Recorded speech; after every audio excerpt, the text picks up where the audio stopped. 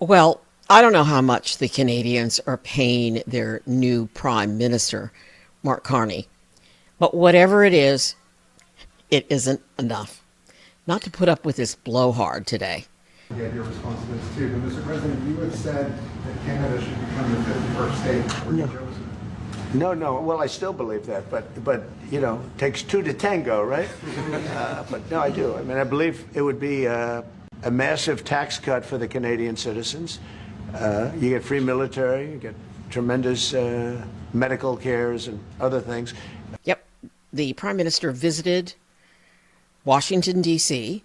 He was here in this country to meet with Donald Trump, who's just an overbearing blowhard. And he knows the Canadians don't want to become the 51st state, but yet he went on and on and on and on about it. Here's just a little bit of Trump. There would be a lot of advantages, but it would be a massive tax cut. And it's also a beautiful, you know, as a real estate developer, you know, I'm a real estate developer at heart. When you get rid of that artificially drawn line, somebody drew that line many years ago with like a ruler, just a straight line right across the top of the country. When you look at that beautiful formation when it's together, I'm a very artistic person, but when I looked at that beauty, I said, that's the way it was meant to be. But, you know, I do feel it's much better for Canada, but we're not going to be discussing that unless somebody wants to discuss it. Well, once Carney was allowed to get in a word edgewise, he made it clear, nope, it's not going to happen. I'm not doing it. We're not doing it. We don't want to do it. Period. You know, it would really be a wonderful marriage because it's two places that get along very well. They like each other a lot.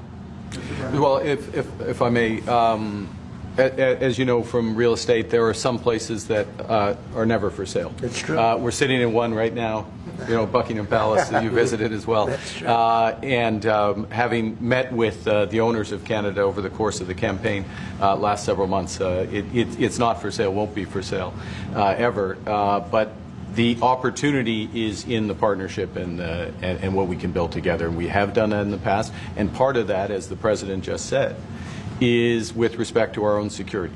And my government is committed for a step change in our investment in Canadian security and our partnership.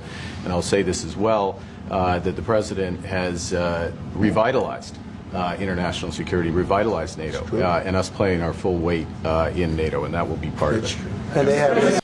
And then throughout the entire press availability in the Oval Office, and the garish, ridiculously looking Oval Office now with all the gold, fake gold everywhere, Carney was not allowed to even talk very much or answer a question. He kept trying. I mean, even when Trump was going on and on about Canada becoming the 51st state and all the benefits, which there wouldn't be any, really, Carney was trying to speak and he wasn't allowed to speak. And then the MAGA fake news people that are in there would hardly give him a chance to talk. So he spoke afterwards to reporters, had his own press availability on top of one of the roofs in Washington, a place where I used to do my live shots. And here are some of the things he had to say. Good afternoon, everyone. Bonjour tout le monde. Tonda McCharles, Toronto Star. I was watching your face through the meeting in the Oval Office, and I wondered what was going through your mind when the President talked about erasing the artificial border and how he criticized your predecessor and Madam Freeland. Thank you for your question. I'm glad that you couldn't tell what was going through my mind as that was going through. With respect to the first point, the President has made known his wish about that issue for some time. I've been careful always to distinguish between wish and reality. I was clear there in the Oval Office, as I've been clear throughout on behalf of Canadians, that this is never going to happen. Canada is not for sale. It never will be for sale. Some things, as I said in the room, Some things are never for sale, and he agreed with that. I distinguish between the two, and then with respect to the importance of reestablishing a constructive relationship for negotiations of a partnership, of an economic and security partnership, which is what we were here for. I look forward, not back, and I think we established a good basis today. JP, we have a lot more work to do. I'm not trying to suggest at any respect that we can have one meeting and everything's changed, but now we are engaged and very fully engaged. Good afternoon, Prime Minister. Ashley Burke, CBC News. What specifically did you say to President Trump about lifting tariffs on Canada? And based on your conversations, what do you think it would take to get those tariffs lifted, and how long could it take? Well, I can't answer the second part of your question because we don't make that decision. But certainly press the case in a number of areas where we think the tariffs should be lifted.